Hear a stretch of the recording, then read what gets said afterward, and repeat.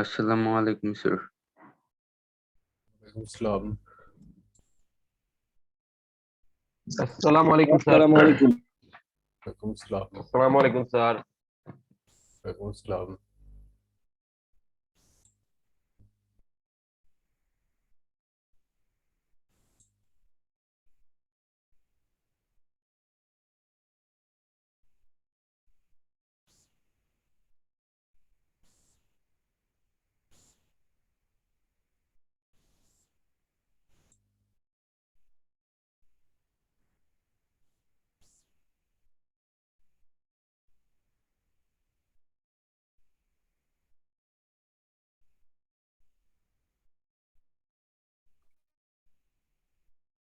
আমাকে শুনতে পাচ্ছ?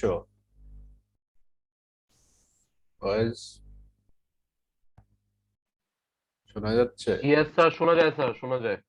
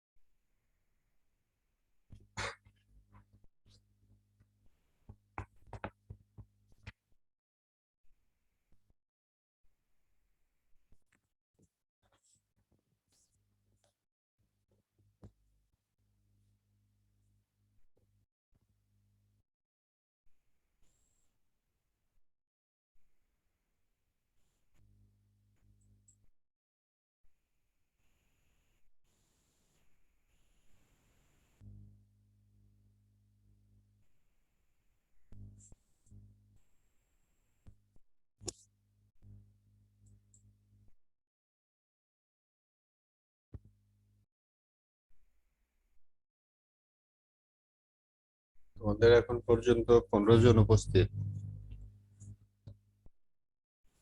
স্যার সবাই এখনো লিংক খুঁজে আপনার ক্লাসে। লিঙ্ক তো গ্রুপেই 2 বার দেওয়া আছে। স্যার কেউ একটু উপরে যায় দেখতে চায় না, ওই নিচেই একবারে সামনে খুঁজে।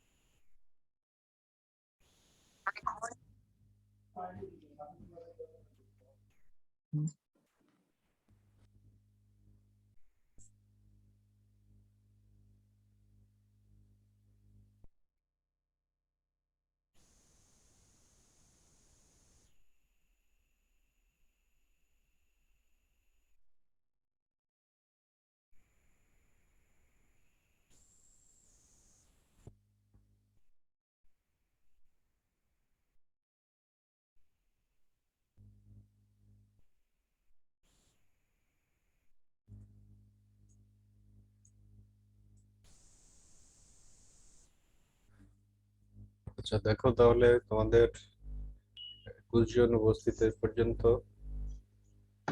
এখন আমাদের ফিনান্স ক্লাস যে জানো তো?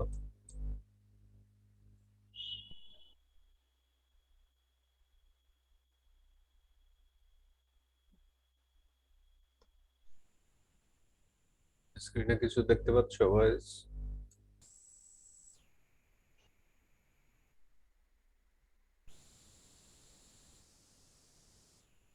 Yeah. দেখতে পাচ্ছ স্ক্রিনে? Yes, sir. Yes, sir. অর্থায়ন হচ্ছে ফিনান্সের বাংলা শব্দ, আর ব্যবসায় অর্থায়ন মানে বিজনেস ফিনান্স। তোমাদের বই অনুযায়ী এই পাওয়ার পয়েন্ট তৈরি করা বই পেয়েছো? Yes, sir. যেভাবে আছে ঠিক এইভাবেই এই পাওয়ার পয়েন্ট তৈরি করা আছে। এখানে যেটা বলা হচ্ছে যে সমাজ সভ্যতার ক্রমবিকাশ, মানে সমাজ সভ্যতা আস্তে আস্তে রূপান্তর হয়। যেমন অনেক আগে কিন্তু ফেসবুক ছিল না। তোমাদের কি মনে হয় যে ফেসবুক আছে? সময় ছিল,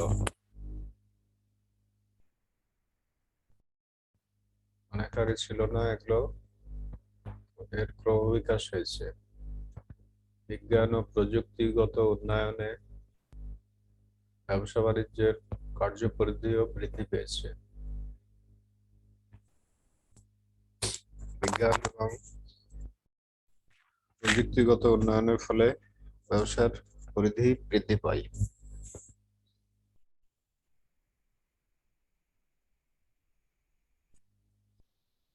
ক্লিয়ার? পরিধি বৃদ্ধি পায় এবং পরিধি বৃদ্ধির কারণে এক এক সময় কর্মকাণ্ড হবে এক এক রকম।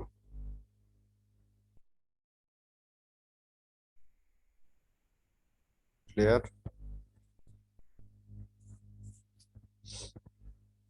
পণ্য বাজারে নানামুখী প্রতিযোগিতার সৃষ্টি হয়েছে। যখন কেউ উন্নত পণ্য দিতে পারে, দেখা গেল যে কোনো মোবাইলে মনে করো নেট চালানো যাবে না, তাহলে সেটার ডিমান্ড একরকম হবে। আর যদি দেখা যায় নেটের সব সুযোগ সুবিধা আছে কোনো মোবাইলে, তাহলে তার ডিমান্ড হবে আরেক রকম। এইভাবে নানামুখী প্রতিযোগিতার সৃষ্টি হয়। এই প্রতিযোগিতায় মুনাফা অর্জন করতে হলে একজন ব্যবসায়ীকে সুষ্ঠু পরিকল্পনার মাধ্যমে অর্থের সদ্ব্যবহার করতে হয়। সুষ্ঠু পরিকল্পনা থাকা লাগবে। তোমার কাছে টাকা আছে, এই জন্য তুমি যা ইচ্ছা তাই ভাবে খরচ করবা, তাহলে অর্থের সদ্ব্যবহার হবে না। যেন উৎপাদন বা বিক্রয় খরচ ন্যূনতম রাখা সম্ভব হয়। উৎপাদন বা বিক্রয় খরচ, তুমি একটা পণ্য উৎপাদন করবা, এই জন্য তোমাকে চিন্তা করতে হবে যে কিভাবে উৎপাদন করলে তুমি কম খরচের মধ্যে এটা উৎপাদন করতে পারবা। কম খরচের মধ্যে উৎপাদন না করলে তোমার একটা প্রোডাক্ট তৈরি করতে 100 টাকা খরচ হচ্ছে, আরেকটা কোম্পানি ওই প্রোডাক্ট 80 টাকা করে বিক্রি করতেছে, তাহলে তোমার প্রোডাক্ট কি সহজে বিক্রি হবে? আরো একজন। No sir. এতে ব্যবসায় প্রতিষ্ঠানটি সর্বোচ্চ মুনাফা অর্জনে সফলকাম হয় যদি উৎপাদন খরচ বা বিক্রয় খরচ কম রাখা সম্ভব হয়। তাহলে সে উদ্দেশ্যে সকল প্রতিষ্ঠান তার বিনিয়োগের জন্য প্রয়োজনীয় তহবিল সবচেয়ে কাঙ্ক্ষিত উৎস থেকে সংগ্রহ করে। সবচেয়ে যে কাঙ্ক্ষিত উৎস আছে সেখান থেকে সংগ্রহ করে। কাঙ্ক্ষিত উৎস বলতে বোঝাচ্ছে যেখান থেকে কম দামে সংগ্রহ করতে পারবা। প্রোডাক্ট সংগ্রহ করতে তোমার 150 টাকা করে খরচ হলো, ওই প্রোডাক্টটি আরেকজন 120 টাকা করে বিক্রি করতেছে, তাহলে কি তোমার মুনাফা হবে?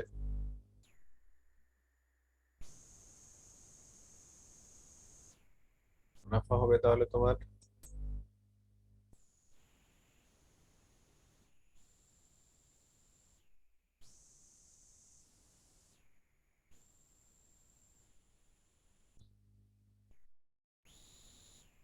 এই জন্য সংগ্রহ করার সময় চিন্তা করতে হবে যে তুমি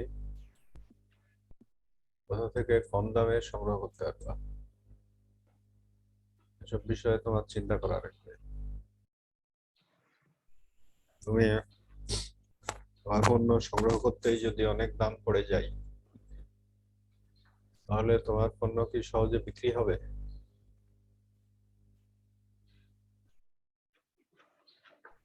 হবে না, তাই না?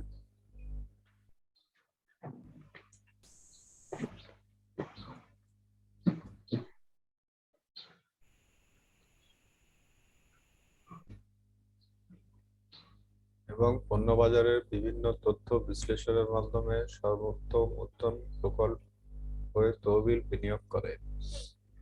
পণ্য বাজারের তথ্য বিশ্লেষণ করে তারপর সবচেয়ে ভালো প্রকল্পের মধ্যে টাকা বিনিয়োগ করবে। এক এক পণ্যের এক এক সময় ডিমান্ড। এখন যেমন শীতবস্ত্রের ব্যাপারে ডিমান্ড আছে, শীতবস্ত্র বিক্রি হবে, গরম কাপড়। এখন কি টি শার্ট বিক্রি হবে বেশি মনে হয়?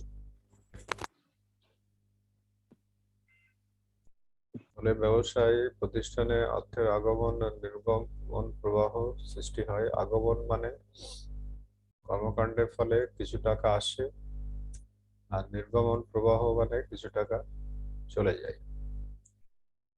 অর্থায়ন এই প্রবাহকে সুচারুরূপে নিয়ন্ত্রণ করে। অর্থায়নের নানাবিধ নীতি এই নিয়ম প্রক্রিয়ায় ব্যবহৃত হয়। অর্থায়ন ব্যবস্থাপনা একজন ব্যবসায়ীকে স্বল্প পুঁজি বিনিয়োগ করে অধিক মুনাফা অর্জনে সহায়তা করে। অর্থায়নের ব্যাপারে ভালো ব্যবস্থাপনা থাকলে অধিক মুনাফা অর্জনে সহায়তা করে। বর্তমানে অর্থায়নকে ব্যবস্থাপনার সহায়ক প্রক্রিয়া হিসেবে ব্যবহার না করে বরং ব্যবসার মূল চালিকা শক্তি হিসাবে ব্যবহার করা হয়। কারণ ব্যবসার মূল ব্যাপারই হচ্ছে অর্থায়ন। অর্থায়ন মানে তুমি তোমার প্রয়োজন অনুযায়ী টাকা সংগ্রহ করবা, কিন্তু সেটা খুব বেশি হলেও ঠিক হবে না। তোমার প্রয়োজন অনুযায়ী তুমি সংগ্রহ করবা। এই ফার্স্ট স্লাইড থেকে কারো কোনো প্রশ্ন আছে? ফার্স্ট স্লাইড যেটা দেখতে পাচ্ছ, এখান থেকে কোনো প্রশ্ন আছে কারো?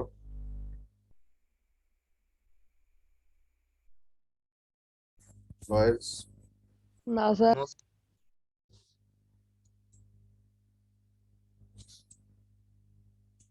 তারপরে এখন তোমাদের বইতে বলা আছে এরপর অর্থায়নের ধারণা। অর্থায়ন তহবিল ব্যবস্থাপনা নিয়ে কাজ করে। তহবিল ব্যবস্থাপনা মানে টাকার তুমি কিভাবে কি ব্যবহার করবা। টাকা ভালো কাজেও ব্যবহার করা যায়, খারাপ কাজেও ব্যবহার করা যায়। কোন উৎস থেকে কি পরিমাণ তহবিল সংগ্রহ করে কোথায় কিভাবে বিনিয়োগ করা হলে কারবারের সর্বোচ্চ মুনাফা হবে, অর্থায়ন সেই সংক্রান্ত পরিকল্পনা প্রণয়ন ও বাস্তবায়ন করে।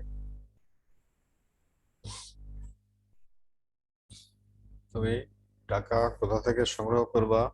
একটা ব্যাংক তোমাকে টাকা দিচ্ছে, সুদের হার নেবে 15%।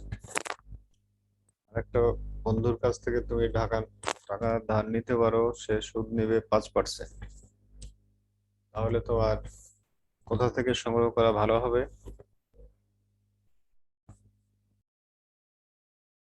এখানে স্যার বন্ধুর কাছ থেকে। বন্ধুর কাছ থেকে। মাঝে মাঝে দু একজন রেসপন্স করবা। একটি ব্যবসায় প্রতিষ্ঠানের ক্ষেত্রে মালামাল বিক্রয় থেকে অর্থের আগমন হয়, মানে অর্থ আসে। আবার কারবারে মালামাল প্রস্তুত ও ক্রয় করার জন্য বিভিন্ন ধরনের তহবিলের প্রয়োজন হয়। মানে বোঝাচ্ছে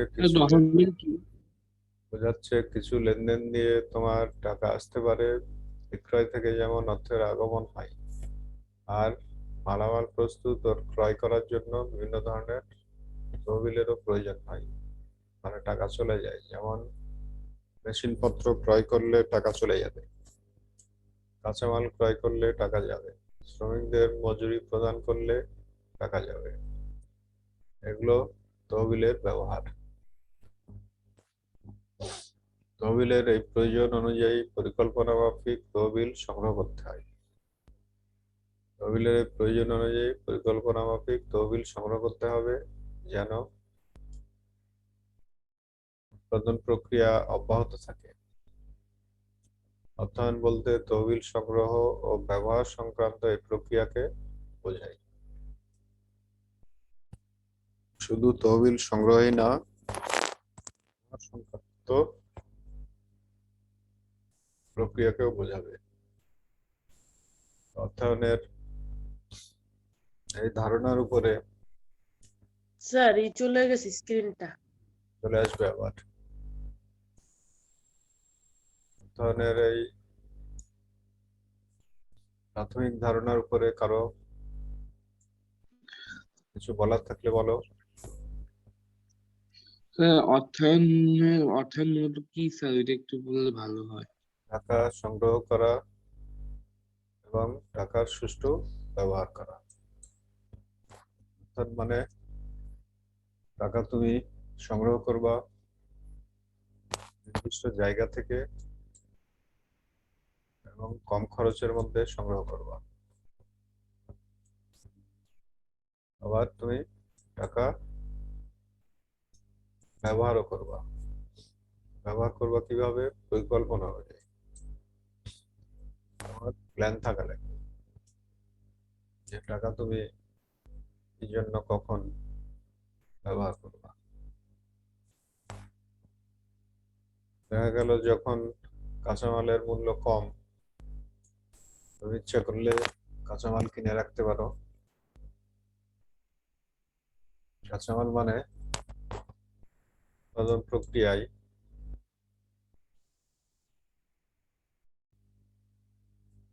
যা সহযোগিতা করে।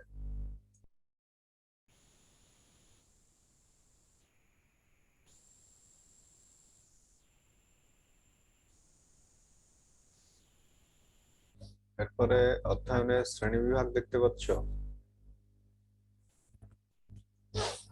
Yes sir. অর্থায়নের শ্রেণীবিভাগ মানে কারা কারা কোথায় কোথায় টাকা সংগ্রহের প্রয়োজন হয়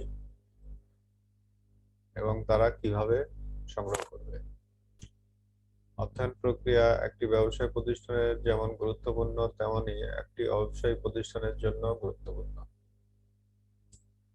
প্রতিটি প্রতিষ্ঠানে এক একটি অর্থায়ন প্রক্রিয়ার সাথে জড়িত, মানে প্রত্যেকেই কোনো না কোনো অর্থায়ন প্রক্রিয়ার সাথে জড়িত। তুমি নিজেও জড়িত। তোমার অর্থায়ন হয় কোথা থেকে? অর্থায়ন মানে টাকা হয় আসে কোথা থেকে? তোমার অভিভাবকের কাছ থেকে, আসে না? Yes sir. এভাবে বিভিন্ন প্রতিষ্ঠানের ক্ষেত্রে এই প্রক্রিয়া বিভিন্ন রূপ নেয়। এবার আমরা অর্থায়নের এই ধরনের একটি শ্রেণীবিভাগ আলোচনা করব। পারিবারিক অর্থায়ন যেমন এক ধরনের। তোমাকে যখন পরীক্ষায় বলা হবে পারিবারিক অর্থায়ন সম্পর্কে লিখো, তখন এই পারিবারিক অর্থায়নের নিচে যে কথাগুলো লেখা আছে সেগুলো লিখতে হবে। বই না পড়ে বানিয়ে লিখলে হবে না, যা লিখবা বই পড়ে লিখতে হবে। গল্প গুজব আকারে কোনো কিছু যদি বানিয়ে লিখো তাহলে হবে না। পারিবারিক অর্থায়নের ক্ষেত্রে পরিবারের আয়ের উৎস ও পরিমাণ নির্ধারণ করে সে আয় কিভাবে ব্যয় করলে পরিবারের সদস্যদের সর্বাঙ্গীন কল্যাণ হয় তা নির্ধারণ করা হয়। মানে কোথা থেকে আয় হবে, কিরকম আয় হবে, এটা আগেই পরিকল্পনা থাকা লাগবে। তুমি টাকা পাচ্ছ তোমার আব্বুর কাছ থেকে 200 সামনে, আর তুমি ধারে মেমোরি কার্ড কিনে রেখেছো 400 টাকার, তাহলে কি তোমার এই কাজ ভালো ভালো কাজ বলা যাবে এই কাজকে? No sir. তোমার টাকা কত আসবে এটা আগে চিন্তা করতে হবে, সে অনুযায়ী কাজ করতে হবে। পরিবারে যে আয় হবে সেটা আবার কিভাবে ব্যয় করলে পরিবারের সদস্যদের সর্বাঙ্গীন মঙ্গল হয় তা নির্ধারণ করা হবে। টাকা যেটা আসবে পরিবারে সেটা কিভাবে ব্যবহার করা হবে। দেখা গেল যে পরিকল্পনা ছাড়া প্রতিদিনই চাইনিজ রেস্টুরেন্টে গিয়ে খেলো, তাহলে কি তার খরচ অনেক বেশি হয়ে যাবে না? তখন কি পরিবারের কল্যাণ হবে, মঙ্গল হবে? No sir. হবে না। এই জন্য পরিকল্পনা থাকা লাগবে। প্রয়োজনে পরিবারের প্রয়োজনীয় অসংখ্য ব্যয়ের মধ্যে অগ্রাধিকারের ভিত্তিতে অধিক গুরুত্বপূর্ণ ব্যয়গুলো পূরণ করা হয়। এখানে যেটা বোঝাচ্ছে যে পরিবারের নানান ধরনের ব্যয় থাকতে পারে, তার মধ্যে সবচেয়ে গুরুত্বপূর্ণ ব্যয়গুলো নির্ধারণ করা হবে। বইও কিনতে পারো, তুমি বাইরে অল্প কিছু টাকা আছে সেটা দিয়ে বাইরে বেড়াতেও যেতে পারো, কিন্তু তোমার বই কেনা হয়নি, তাহলে কোনটা করবা বলো? স্যার বই স্যার। বই কিনবা, হ্যাঁ। একজন উত্তর করবা, নাহলে বোঝা যায় না শুনতে পাচ্ছ কিনা। পরিবারের আয় যদি ব্যয়ের জন্য যথেষ্ট না হয় তবে বিভিন্ন আত্মীয় স্বজন, পরিচিত ব্যক্তি, বন্ধু বান্ধব থেকে অর্থ ঋণ হিসাবে নেওয়া যায়। যদি টাকা সাফিসিয়েন্ট না থাকে তখন আত্মীয় স্বজন, পরিচিত ব্যক্তি, বন্ধু বান্ধব থেকেও ঋণ হিসাবে নিতে পারো। নিয়মিত আয়ের সাথে সঙ্গতি রেখে নিয়মিত ব্যয়সমূহ নির্ধারণ করা হয়। আয়ের সাথে সঙ্গতি রেখেই নিয়মিত ব্যয়গুলো নির্ধারণ করা হবে। স্থায়ী সম্পদ যেমন টিভি, ফ্রিজ, গাড়ি, গৃহ নির্মাণের জন্য প্রয়োজনীয় অর্থ ব্যাংক থেকে ঋণ নেওয়া হয়। অনেক সময় টাকা থাকে না, তখন স্থায়ী সম্পদ কোনগুলো, যেগুলো দীর্ঘদিন ব্যবহার করে প্রতিষ্ঠানে। টিভি, ফ্রিজ, গাড়ি, গৃহ নির্মাণের জন্য প্রয়োজনীয় অর্থ ব্যাংক থেকে ঋণ হিসাবে নেওয়া হবে, কিন্তু সংগৃহীত তহবিল সীমাবদ্ধ বলে এর উপযুক্ত ব্যবহার প্রয়োজন। তুমি যে টাকা সংগ্রহ করবা তার উপযুক্ত ব্যবহার করতে হবে, চিন্তা ভাবনা করে ব্যবহার করা লাগবে। যদি পরিবারের সংগ্রহিত তহবিল প্রয়োজনীয় ব্যয়ের তুলনায় বেশি হয় তবে সেটা ভবিষ্যতে ব্যবহারের জন্য সঞ্চয় করা হবে। যদি দেখা যায় যে তোমার কিছু টাকা খরচ করার পর থেকে যাচ্ছে, তাহলে সেটা ভবিষ্যতে ব্যবহারের জন্য সঞ্চয় করা হবে। ক্লিয়ার? এই পর্যন্ত কোনো কোশ্চেন আছে কারো? না স্যার। তারপরে এবার সরকারি অর্থায়ন দেখতে পাচ্ছ? Yes sir.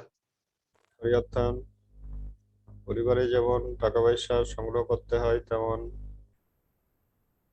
সরকারকেও বিভিন্ন হাত থেকে টাকা সংগ্রহ করতে হয়।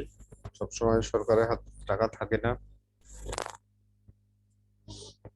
প্রতিটি সরকারের একটি অর্থ ব্যবস্থাপনা আছে। একটি সরকারের প্রেক্ষাপটে তার বার্ষিক ব্যয় কোন কোন খাতে কি পরিমাণ হবে, সেই অর্থ কোন কোন উৎস থেকে সংগ্রহ করা যাবে, তা সরকারি অর্থায়নে আলোচনা করা হয়।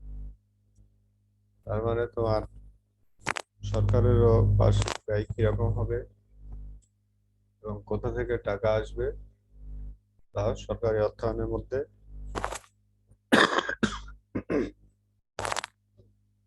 আলোচনা করা হবে। সরকারকে দেশের সার্বিক উন্নয়নে অনেক খাতসমূহে অর্থ ব্যয় করতে হয়। রাস্তাঘাট নির্মাণ করে সরকার, সেতু, সরকারি শিক্ষা প্রতিষ্ঠান, সরকারি হাসপাতাল, আইন শৃঙ্খলা প্রতিরক্ষা, সামাজিক অবকাঠামো ইত্যাদি ইত্যাদি খাতে সরকারের বিভিন্ন ধরনের খরচ হয়। যেমন আমাদের দেশে কোভিড-19 যে টিকা, এটা সরকার ফ্রি দিচ্ছে, জানো তো?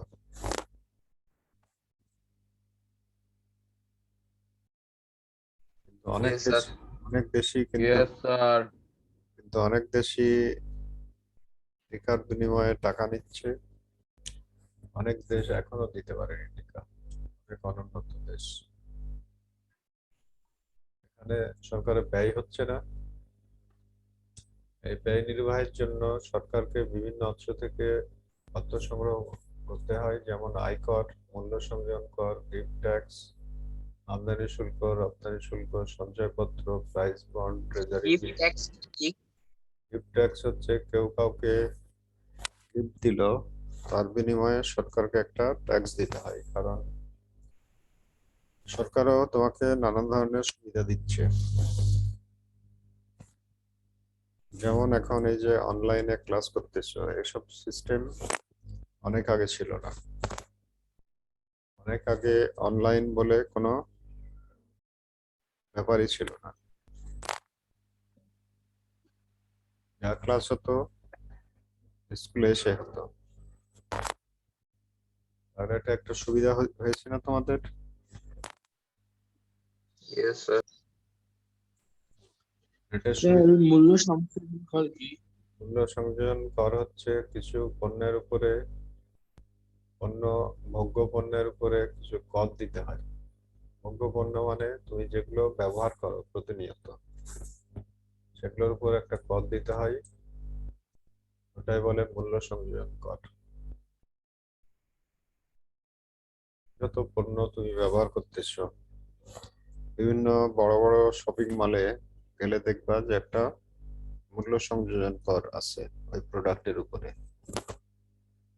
প্রোডাক্টের প্রকৃত মূল্য মনে করো 500 টাকা আছে, মূল্য সংযোজন কর 10 টাকা লেখা আছে। Sir VAT. হ্যাঁ, ভ্যাটের বাংলায় হচ্ছে মূল্য সংযোজন কর। সরকারি অর্থায়নে প্রথমে ব্যয়ের পরিমাণ নির্ধারণ করে সে অনুযায়ী তহবিল সংগ্রহ করা হয়। সরকারি অর্থায়নের ক্ষেত্রে প্রথমেই চিন্তা করা হয় যে ব্যয় কি পরিমাণে হতে পারে। সরকারি অর্থায়নের মূল লক্ষ্য হচ্ছে সমাজ কল্যাণ। সমাজ কল্যাণ হচ্ছে সরকারি অর্থায়নের মূল কাজ। সরকারি অর্থায়ন সাধারণত অলাভজনক হয়। যেমন এই যে অনেক সুবিধা তুমি খুব কম সহজেই পাচ্ছ। সরকারি হসপিটালে খুব সহজেই 10 টাকার টিকিট কেটেও তুমি ডাক্তারকে দেখাতে পারো, এটা জানো? Yes sir. Yes, sir. কিন্তু বাইরে দেখাতে গেলে তোমার কোনো ডাক্তার 500 টাকা ফি নেয়, কোনো ডাক্তার নেয় 1000 টাকা ফি, এগুলো জানো? কোনো ডাক্তার 3000 নেয়। এই ধরনের ব্যাপার আছে।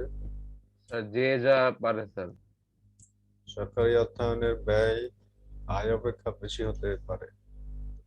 এই জন্য সরকার যেহেতু বিভিন্ন খাতে টাকা খরচ করে, এই জন্য তাদের ব্যয় আয় থেকে বেশি হতে পারে। মানে সরকারের খরচ অনেক বেশিও হতে পারে। সরকারি মালিকানার বেশ কিছু ব্যবসায় প্রতিষ্ঠান থাকে যা অপেক্ষাকৃত কম লাভজনকও হতে পারে। সরকারি অনেক প্রতিষ্ঠানে লাভ কম হতে পারে, এরকম প্রতিষ্ঠানও থাকতে পারে, কারণ যদি সরকার শুধু সেবাই দিয়ে যায় তাহলে সেটা কম লাভজনক হয়। যেমন বিসিআইসি এর অধীনে রাসায়নিক শিল্প প্রতিষ্ঠান, আবার বঙ্গবন্ধু সেতুর মতো বড় প্রকল্প বাস্তবায়নে প্রচুর অর্থের প্রয়োজন হয়। স্যার বিসিআইসি কি? বাংলাদেশ কেমিক্যাল ইন্ডাস্ট্রিজ কর্পোরেশন, এর আন্ডারে বিভিন্ন রাসায়নিক শিল্প আছে যেগুলো সরকার পরিচালনা করে থাকে, এবং পরিচালনা মানেই সেখানে বহু লোককে নিয়োগ দিতে হয়, বহু বেতন দিতে হয়, তাই না? Yes sir. এতে সরকারের অনেক খরচ হয়।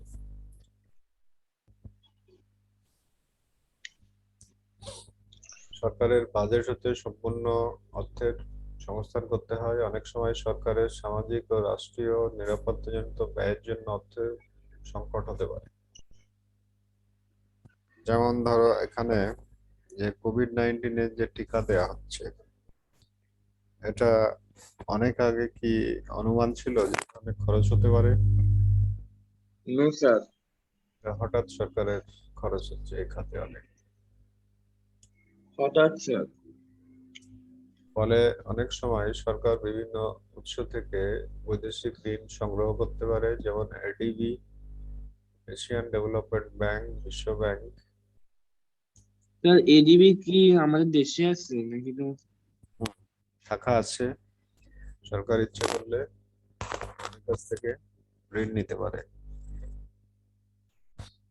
তারপরে আন্তর্জাতিক অর্থায়ন দেখতে পাচ্ছ।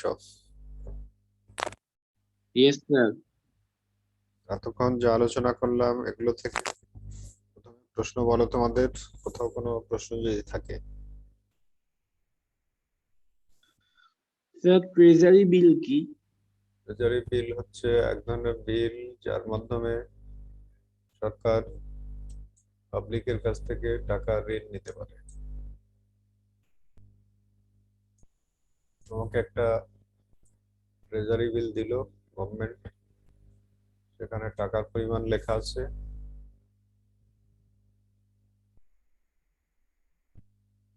ওই টাকা তুমি গভর্নমেন্টের কাছ থেকে আবার ফেরত পাবে, বিনিময়ে গভর্নমেন্টের কাছ থাকবে তুমি সুদ পাবে।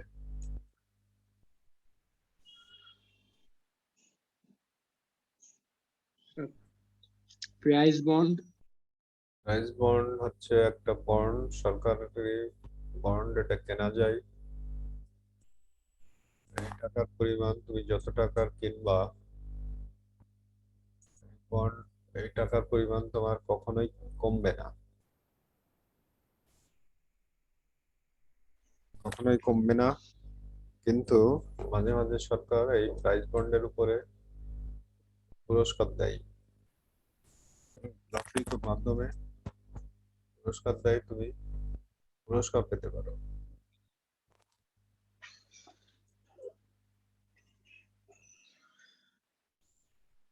ওকে স্যার, থ্যাংক ইউ স্যার। এরপরে আর কারো কোনো প্রশ্ন থাকলে বলো। বয়েজ,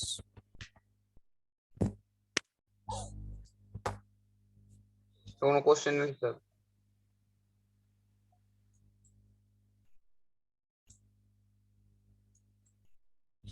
আন্তর্জাতিক অর্থায়ন দেখতে পাচ্ছ।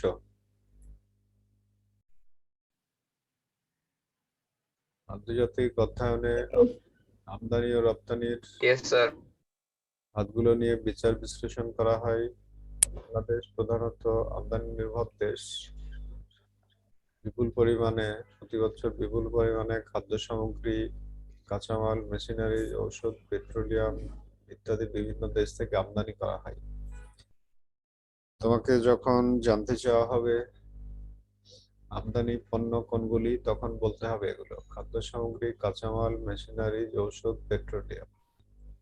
এখানে কি মোবাইলের কথা বলা আছে?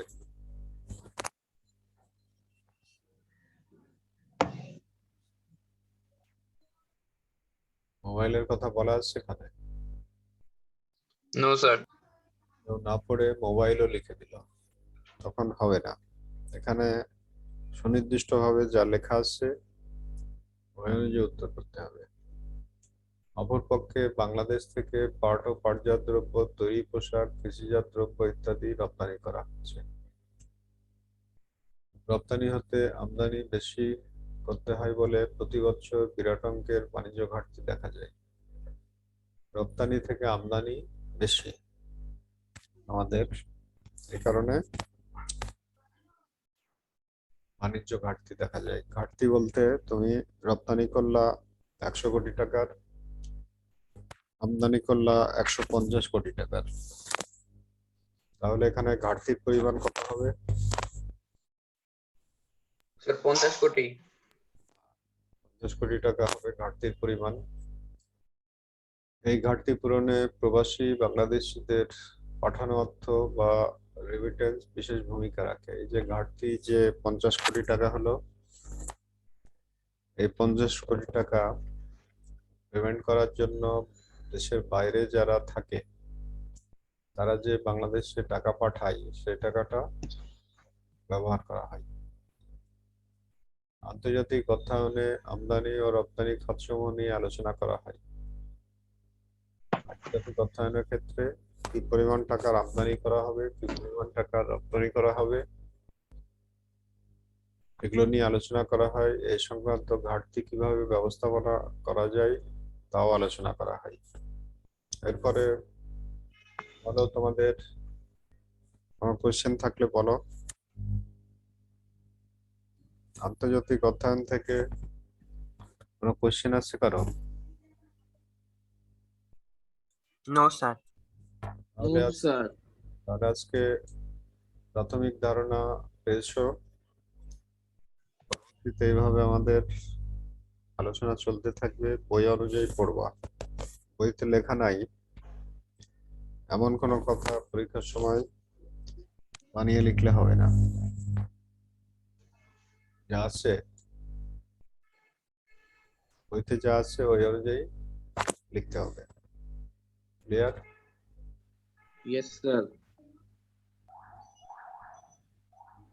আমাদের এখন এই মুহূর্তে উপস্থিত হচ্ছে